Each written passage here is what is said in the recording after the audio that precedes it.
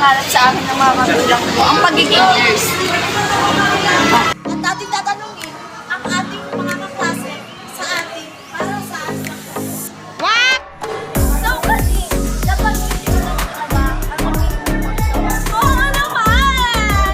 At ano yun? Take the bata! Kasi, ito yung gusto ko sumunod ng bata pa! Thank you. Yes! May napili ka na ba kurso? Pipiliin mo na yan. Bakit?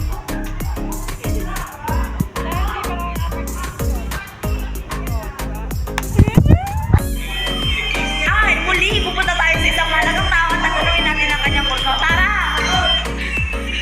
Maggie, paano mo napipili ang kurso mo sa hinahanap at bakit mo ito napili?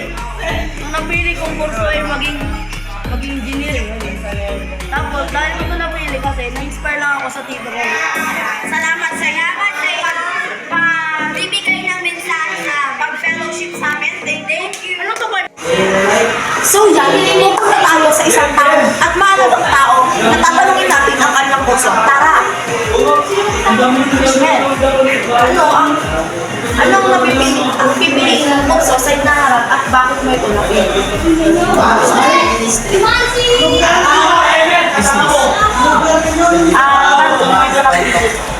Wala, kasi gusto ko lang magtinda-tinda. Salamat sa iyong salamat. So, Ate Bunch, may napili ka na bang pangarap? Oo, ang pagiging nurse. Bakit ito ang napili mo? Dahil maraming tao ang nagkakasakit at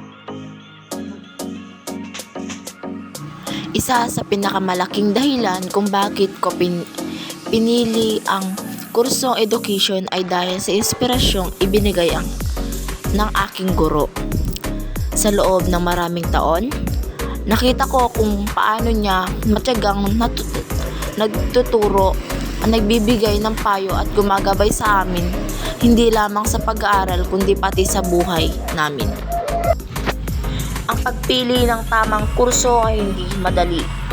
Pero napakahalaga na piliin natin ang kung ano ang nagpapasaya sa atin at kung paano tayo makakatulong sa iba.